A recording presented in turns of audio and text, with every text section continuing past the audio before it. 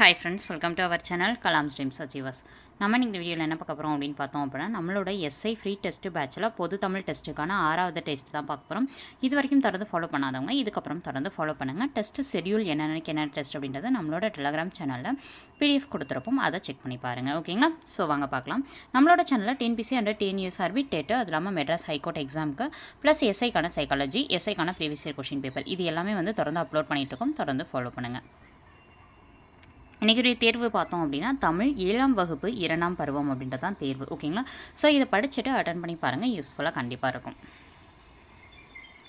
முதல்து கொள் என்பதன் முதல்நிலை தெரிந்த தொழிற்பெயரை கண்டுபிடி அப்படின்னு சொல்லி கொடுத்துருப்பாங்க. ஆன்சர் கோள். ஓகேங்களா?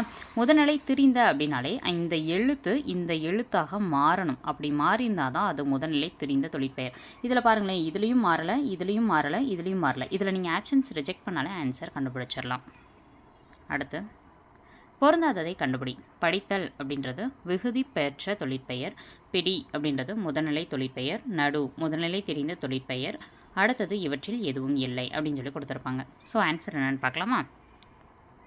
ஆன்சர் முதல்ல இருக்கிறது கரெக்டு தான். ஓகேங்களா? ஏன்னா படித்தல் தல்ன்றது வந்துச்சு, ஸோ இது விகுதி பெற்றது. ஓகேங்களா? அடுத்து பிடி அப்படின்றது முதல்நிலை தொழிற்பெயர். கண்டிப்பாக பிடின்றதுலேருந்து தான் பிடித்தல்னு வரும். பிடித்தல்னு வந்தால் அது ஃபுல்லாக முழுமை வந்து பெறுவதுன்னு அர்த்தம். அதில் பாதி பிடின்னு வந்தால் அது முதல்நிலை தொழிற்பெயர். இதுவும் கரெக்டு தான். ஓகேங்களா? ஸோ வந்து பார்த்தோன்னா அடுத்து நடுன்றது வந்து நமக்கு என்ன கொடுத்துருக்காங்க இதில் அப்படின்னு பார்த்தோம் அப்படின்னா முதல்நிலை தெரிந்த தொழிற்பெயர்னு கொடுத்துருக்காங்க. இப்போ தான் பார்த்தோம் குறில் எழுத்து நெடில் எழுத்தாக மாறணும், மாறினா தான் அது முதல்நிலை தெரிந்தது. இந்த இடத்துல நடுன்னு இருக்குது. ஓகேங்களா? நாடு அந்த மாதிரி வந்து மாறி இருக்கணும். ஸோ வந்து இது தவறு. அப்போ பொருந்தாதது அப்படின்னா சி தான் சொல்லணும். அடுத்தது தருமிக்கு பாண்டிய மன்னன் பொற்கிளி வழங்கிய திருவிளையாடல் புராண காட்சி எவற்றின் நுழைவாயிலில் புடைப்பு சிற்பமாக செதுக்கப்பட்டிருக்கு அப்படின்னு சொல்லி கொடுத்துருப்பாங்க. இது வந்து என்ன அப்படின்னா நம்மளுக்கு வந்து அந்த ஓவியங்கள் இதெல்லாம் இருக்கும் பார்த்தீங்கன்னா, ஸோ அந்த இதில் வந்து கேட்கப்பட்ட ஒரு கேள்வி தான் இது. ஓகேங்களா? ஸோ ஆன்சர் என்னன்றதை பார்க்கலாம். ஃபஸ்ட்டு ஆப்ஷன்ஸ் வந்து பார்த்துலாம். ஓகேங்களா? ஆப்ஷன்ஸ் பார்த்துட்டு ஆன்சர் பார்க்கலாம். ஃபஸ்ட்டு வந்து சிற்பக்கலை கூடம் பூம்புகார் அப்படின்னு சொல்லி கொடுத்துருக்காங்க. அடுத்தது வந்து வள்ளுவர் கோட்டம் சென்னை, தமிழ் பல்கலைக்கழகம் தஞ்சை, உலக தமிழ்ச்சங்கம் மதுரை. ஆன்சர் என்னன்றதை பார்க்கலாம். ஆன்சர் உலக தமிழ்ச்சங்கம் மதுரை. ஓகேங்களா? இதுதான்.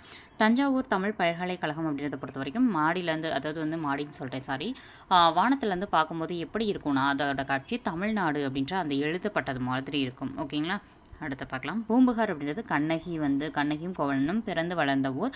அதனால தான் புகார் காண்டம்ன்ற முதல் காண்டமாக அங்கே வச்சுருப்பாங்க. பூம்புகார் அப்படின்றத சிலப்பதிகாரத்தில் வச்சுருப்பாங்க.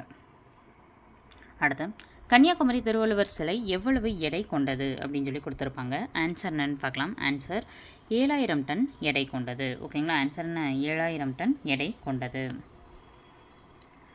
தஞ்சாவூர் தமிழ் பல்கலைக்கழகம் 1000 ஏக்கர் நிலப்பரப்பில் அமைக்கப்பட்டுள்ளது அப்படின்றது முதல் பாயிண்ட்டாக கொடுத்துருக்காங்க. ஓகேங்களா? ஸோ அடுத்தது இரண்டாவது கூற்று, இந்திய நாகரிகத்தின் பண்பாட்டு கூறுகள் அனைத்தையும் விரிவாகவும் ஆழமாகவும் ஆராய வேண்டும் என்பதே இதன் நோக்கம் அப்படின்னும் நமக்கு கொடுத்துருப்பாங்க. ஓகேங்களா? ஸோ ஆன்சர் என்னன்றதை பார்க்கலாமா? ஆன்சர் வந்து முதல் கூற்றும் சரிதான், இரண்டாவது கூற்றும் சரிதான். ஸோ ஆன்சர்னு பார்த்தோம் அப்படின்னா கூற்று இரண்டும் சரி. புகைப்பட ஓவியங்களை பஜார் பெயிண்டிங் என்று அழைப்பர் அப்படின்னு சொல்லி கொடுத்துருப்பாங்க. இது வந்து பேசும் ஓவியங்கள் இருக்கும் பார்த்தீங்களா, அந்த பாடத்துலேருந்து கேட்கப்பட்ட கேள்வி. ஓகேங்களா? ஸோ புகைப்பட ஓவியத்தை எப்படின்னு சொல்லுவாங்க அப்படின்னு கொடுத்துருக்காங்க அப்படின்னா பஜார் பெயிண்டிங் அப்படின்னு சொல்லி சொல்லுவாங்கன்னு கொடுத்துருக்காங்க. இது வந்து சரியாக தவறா அப்படின்றது நம்மளுக்கு கேள்விகளை கேட்டிருக்காங்க. ஆன்சர் என்னன்றதை பார்க்கலாம். ஆன்சர் தவறு. ஓகேங்களா? ஏன்னா புகைப்பட ஓவியங்களை சொல்ல மாட்டோம். எதை சொல்வோம்னா நாட்காட்டி ஓவியங்களை சொல்வோம். நாட்காட்டி ஓவியங்களை பஜார் பெயிண்டிங் என்றும் அழைப்பர் அப்படின்னு வரும்.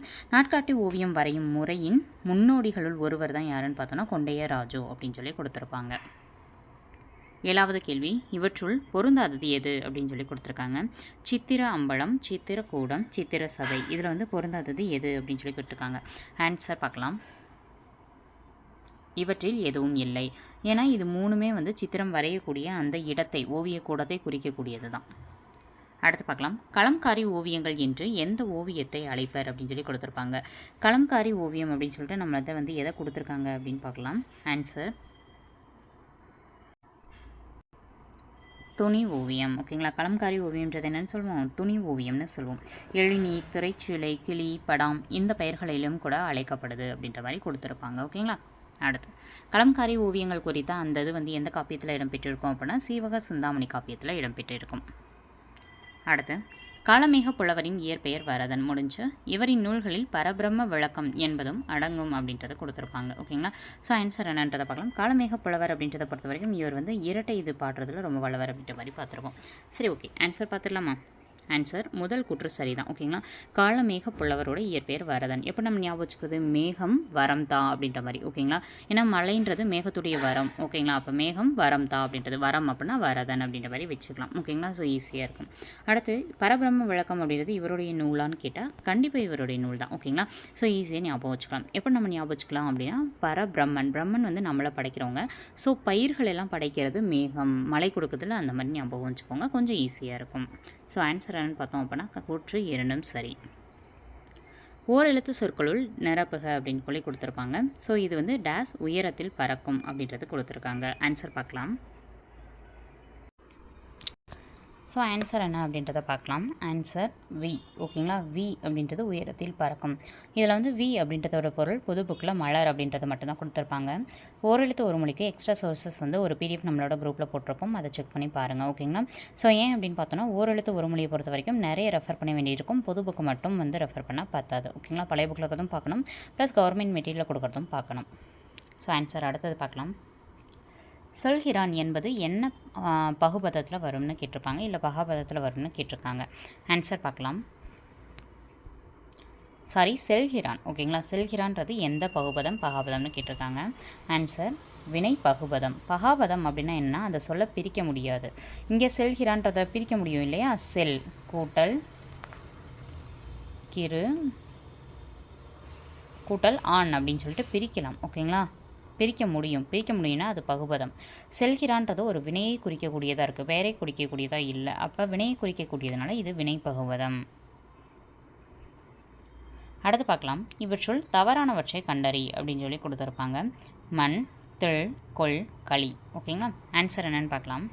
இது வந்து என்ன பண்ணால் இந்த சொற்கள் இருக்கும் பார்த்தீங்களா, அந்த சொற்களோட பேசிஸில் தான் இந்த கேள்விகள் எல்லாமே இடம்பெற்றிருக்கு.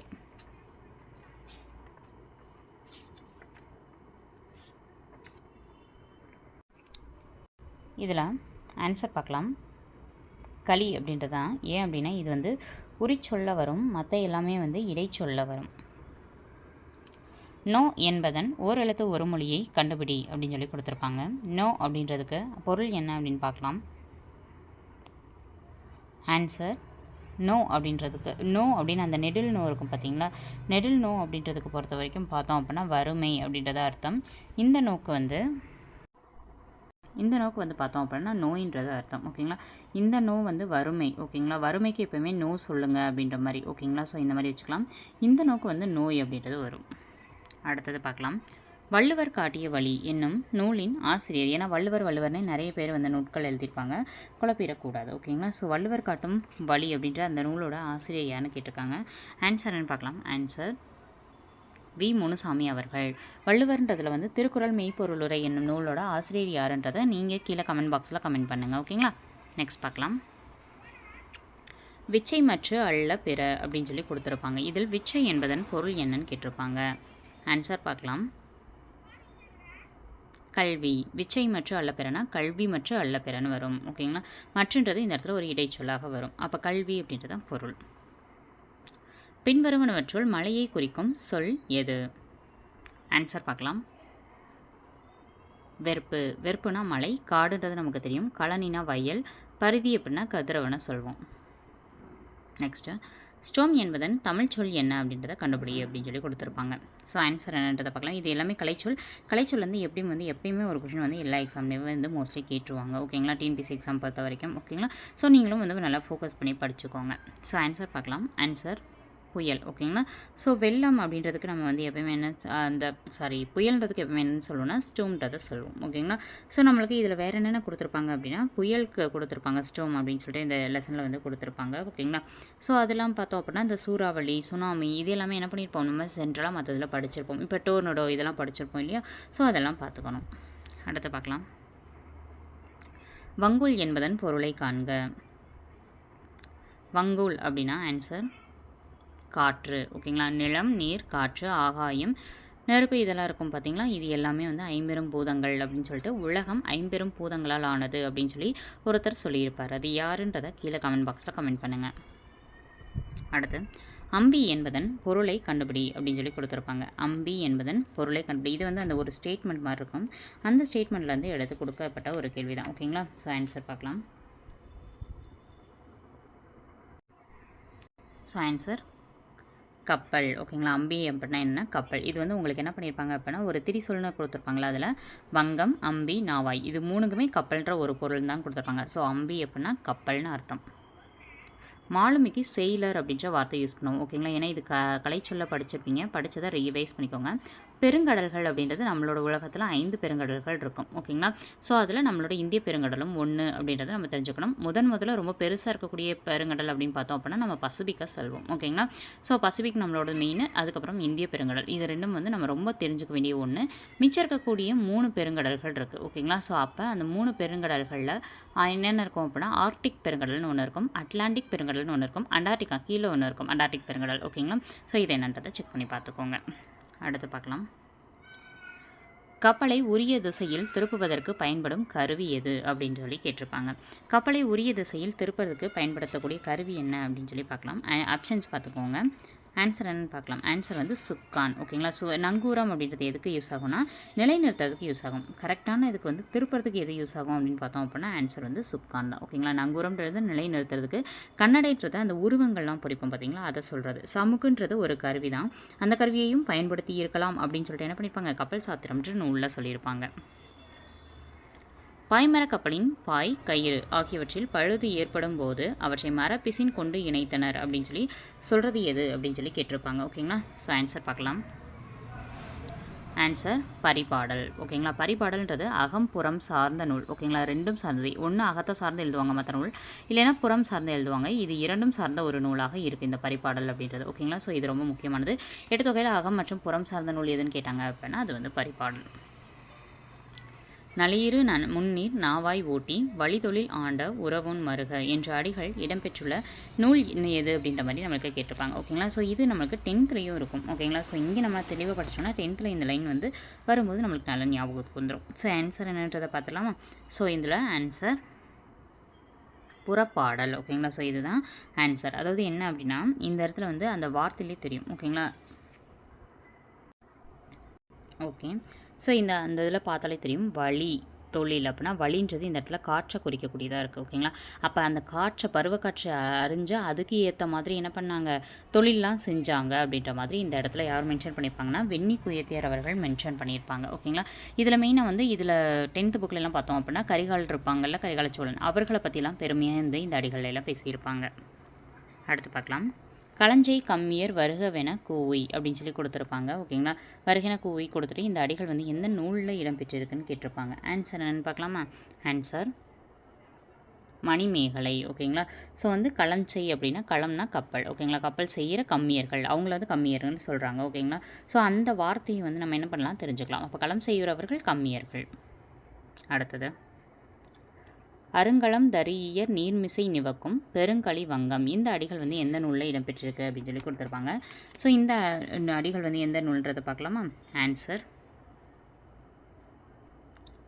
பதிற்று10 தான் என்ன சொல்லியிருப்பாங்கன்னா அருங்கலம் அப்படின்னா அருமையான களம், அருமையான கப்பல் அப்படின்றது அர்த்தம்.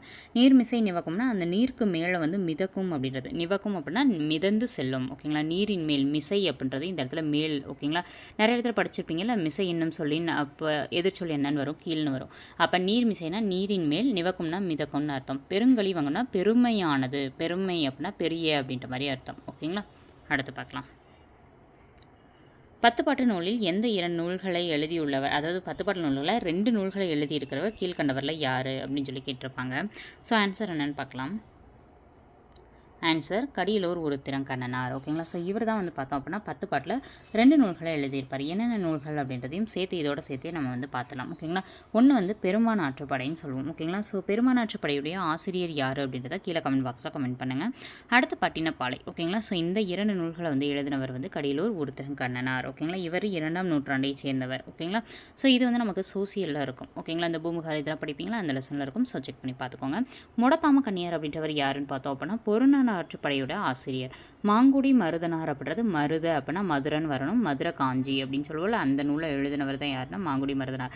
கபிலன்றவர் குறிஞ்சி பாட்டை எழுதியிருப்பார். ஓகேங்களா? ஸோ கபிலன்றவர் குறிஞ்சி பாட்டுடைய ஆசிரியர். அது இல்லாமல் குறிஞ்சி திணையில் பாடுறதுல ஒரு வல்லவர்னு கூட சொல்லலாம். ஐங்குறுநூறில் குறிஞ்சி திணையை இவர் தான் பாடியிருப்பார். ஓகேங்களா?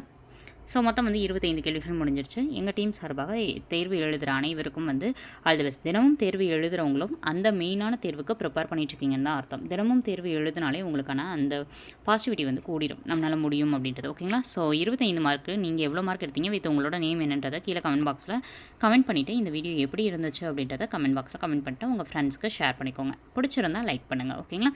ஸோ சப்ஸ்கிரைப் பண்ணி தொடர்ந்து ஃபாலோ பண்ணுங்கள். தேங்க்யூ.